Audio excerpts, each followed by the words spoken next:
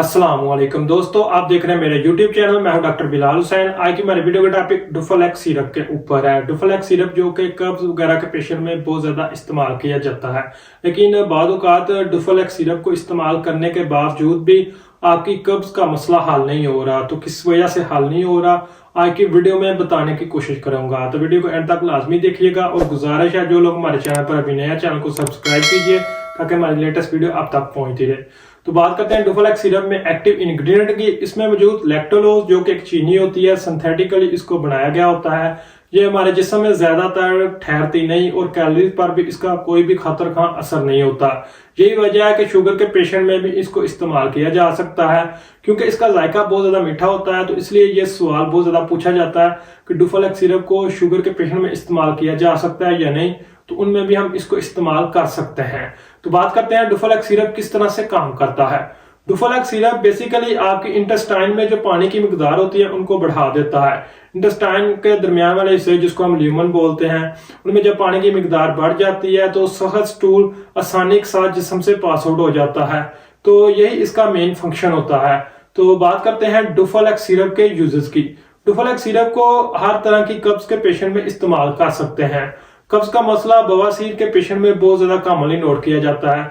तो कब्ज होने की वजह से बवासीर का मसला बहुत ज्यादा कॉम्प्लिकेटेड होने के चांसेस होते हैं। तो उन लोगों में प्रिवेंशन के तौर पर भी इसको इस्तेमाल करवाया जाता है। तो मतलब कि उन लोगों में एहतियात के तौर पर डुफलेक्स सिरप को लंबे अरसे तक इस्तेमाल किया जा सकता है। इसी तरह डुफलेक्स सिरप को प्रेगनेंसी में भी इस्तेमाल कर सकते हैं। प्रेगनेंसी मदर में सी सेक्शन के बाद कब्ज वगैरह को दूर करने के लिए इसको इस्तेमाल किया जा सकता है। लीवर के पेशेंट में भी कब्ज वगैरह के मसले को दूर करने के लिए हम डुफलेक्स सिरप को इस्तेमाल कर सकते हैं। एनल फिशर के पेशेंट में भी डुफलेक्स सिरप को इस्तेमाल किया जा सकता है। इसी तरह डुफलेक्स सिरप को बहुत ज्यादा सीवियर किस्म की कब्ज वगैरह के पेशेंट में एनीमा के तौर पर जो लिक्विड इस्तेमाल किया जाता है उनमें डुफलेक्स सिरप को भी यूज किया जा सकता है और इसका बहुत ज्यादा अच्छा रिजल्ट मिलता है। अब बात करते हैं डुफलेक्स सिरप की डोज की, क्योंकि इसकी डोज से मुतल्लक बहुत ज्यादा गलतियां देखने को मिलती हैं। लेकिन यहाँ पर चंद अहम बातें जो कि बतानी बहुत ज्यादा जरूरी है। एक तो पानी को ज्यादा से ज्यादा पिएं, क्योंकि आपकी बॉडी में पानी ज्यादा जब आप इस्तेमाल करेंगे तो कब्ज का मसला वैसे ही कम हो जाएगा। दूसरा, फैटी चीजों से, बाजारी चीजों से, फास्ट फूड से बहुत ज्यादा सख्ती के साथ परहेज करें। और जिन लोगों की डाइट में फाइबर की इंटेक ज्यादा होती है उन लोगों में कब्ज का मसला बहुत ज्यादा कम होता है।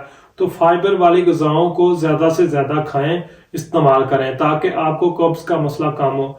और साथ में आप डुफलेक्स सिरप को जब इस्तेमाल करेंगे तो बहुत ज्यादा तेजी के साथ कब्ज वगैरह से छुटकारा मिल जाएगा। तो इसकी डोज में एक स्टैंडर्ड होता है जिसको फॉलो करना होता है। इसकी शुरू से ही ज्यादा डोज को इस्तेमाल नहीं करना चाहिए। हमेशा लो डोज से डुफलेक्स सिरप का आगाज करना चाहिए।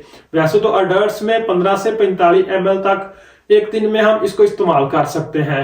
इस तरह बच्चों में 10 से 15 ml तक इसको इस्तेमाल किया जा सकता है और इसको रात के वक्त इस्तेमाल करना ज्यादा बेहतर है।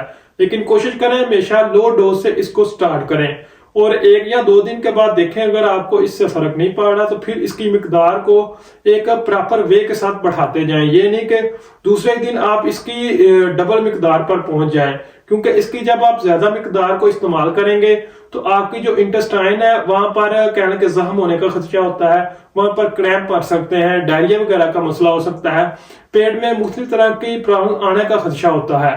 तो उम्मीद करता हूँ आज की वीडियो आपको पसंद आई होगी। वीडियो को लाइक कीजिए, चैनल को सब्सक्राइब कीजिए। शुक्रिया।